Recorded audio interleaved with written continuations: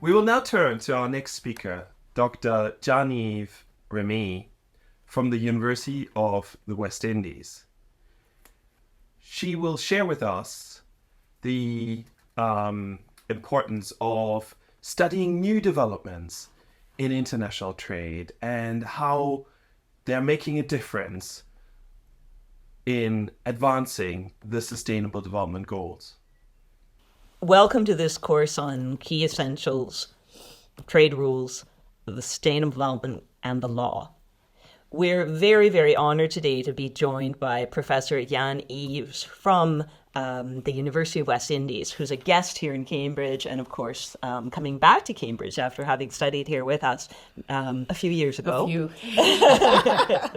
And she's going to be appearing throughout the course with us.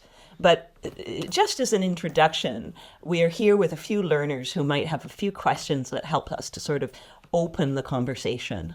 What progress do you think has been made so far in relation to the intersection between trade law and sustainable development? And flowing from that, why do you think it's important to study trade rules and sustainable development? And maybe just another question is that when I think about the intersection between trade law and other areas in international law, what comes to my mind is global governance and the importance that all the rules almost speak to each other so that there is this common web in international law in terms of rules. Why do you think that's important? Yeah, so these are really good questions, and I struggle as a lawyer that started off in dispute settlement, really like assisting the judges at the appellate body in the disposition of the cases. So really getting into the nitty-gritty legal interpretation and all of these grand ways of trying to discern the meaning of rules. And I find, again, this is like a great metaphor for the development and the movement I've made, but also to the movement that I think the community has made from seeing law just as an enforceability. So after the fact, how do we punish states that are breaching the law, to an incentivizing policy tool that can get countries ultimately to go towards the types of sustainable enhancing overall projects and policies that will be in the common good. So I think the role of law is so important. One, at the level of understanding the meaning of obligations, but also as we negotiate more, to put in place these rules that ultimately are going to impact the societies and the communities that stand to benefit, but also stand to be most disadvantaged by unfair trade rules and policies. And I think we don't have enough people who understand, either people who have done trade law and have looked at it very narrowly and just in terms of dispute settlement, but also more generally don't understand the importance of law and studying frameworks, and equally seeing that they also have a role to play in policy. So I have moved and transitioned from a very narrow focus of trade law into law as a vehicle for better policy making. And your question about how do I see it part of a bigger web, I mean, again, the people to my left and my right have studied these regional trade agreements, but also outside of trade agreements, to studied international law more generally, and seen increasingly the intersections. So I recently have been involved in some shape or capacity with some of the litigation happening on these advisory opinions before ITLOS in National Tribunal on Law of the Sea, but also the International Court of Justice. And what we are increasingly seeing is that there is a move towards less fragmentation of these regimes and more camaraderie across law of the sea, trade law, human rights law, feminist law. All of these areas are now going to have to be activated to come to a decision and ultimately resolve the issue of the impact of climate change. So law also can be a vehicle for bringing these different communities together. And so training and understanding the importance of the law and understanding where the intersections lie, both within the trade agreements and the body of regional trade agreements, but more broadly the intersections across different regimes for common approaches to governance, as you asked, is going to be so key in getting the sustainability agenda right. I think you're completely right. The trade community comes together with and shows how it can deliver on that broad sustainable development agenda. And it strengthens us. And it also strengthens, of course, those who care about trade that is done in a way that is just and sustainable. I wonder if you have any ideas, Marcus, in terms of ways that the trading system can understand what is even needed and possible for countries that are trying to determine their domestic trade policy in the light of their other binding sustainable development obligations and their aspirations in the sustainable development goals. We've come a very long way in the multilateral trading system, where we started with a notion of clinical isolation. We can only talk about a narrow set of rules, and the fact that we've moved away from that approach to clinical isolation, seeing the world trading system as a tool and mechanism to achieve really important societal goals in all WTO member states and in all countries around the world, to raise the standard of living, to create employment, to achieve sustainable development as an objective of that organization.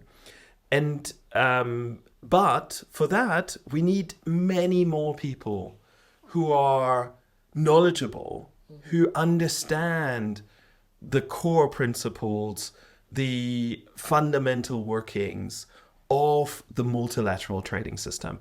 And, if this short course can play a role in that journey, fantastic. So how do procedures help in countries? For example, if someone does an ex-ante sustainability impact assessment of their trade rules that they're about to agree on, how do they gain that knowledge and understanding that you're speaking about and that our learner has asked about so eloquently?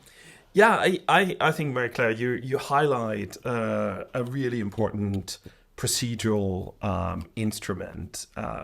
Sustainability impact assessment, as they are sometimes called by the European Union, or an environmental assessment, or a sustainability assessment more broadly. Or human rights assessment. Or human rights assessment. And labor assessment. Labor assessment. Oh, labor assessment. Distributional impact. Analyzing, I think all countries are really well advised to analyze the economic, the social, and the environmental impacts of their new trade agreements. And part and parcel of that is much broader consultation with stakeholders, with NGOs, with the civil society. And if you bring that together into an organized process and you advise your negotiators, you highlight maybe areas that are critical to achieve some of the sustainable development goals, I think we can that can lead to much better policy making, much better information for the trade negotiators. And in the end, my hope is that it will impact on the multilateral trading system, not just the bilateral relationships. Can I just back that up with actual sort of on-the-ground data, my own collection based on surveys? Is, I come from the region, the Caribbean, where we have for the past 20 years been doing MITP, which is this Masters in International Trade Policy course, which is a 9-month course. And one of the things that we have found over the years is students who in the beginning did trade, and as I mentioned before, in a very clinical sense, like looking at market access and stuff, that they were attracted to this course in spite of it being about the law of the WTO. Yeah. If you're not a lawyer, you're not interested in it. By the time they did the course on law, I think they have a new appreciation for lawyers and the work we do, which is that we organize the concepts and we organize it in a regime that is at least predictable, gives some sort of certainty.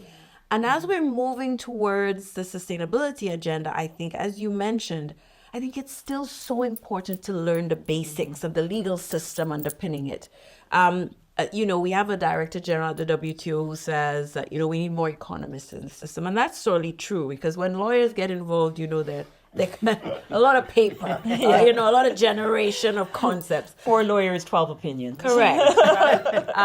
And that's true. But I think lawyers in this space are going to play such a key role in harmonizing the regime. So not adding to the confusion, but actually bringing a core sort of approach to it that is systematized, that actually brings regimes together, that you can find commonalities in the legal provisions, but also you can find a mechanism for coordination that in the absence of these rules you wouldn't have. And so anyone taking this course is well served just to move from the very general to very understanding the concepts underpinning these systems.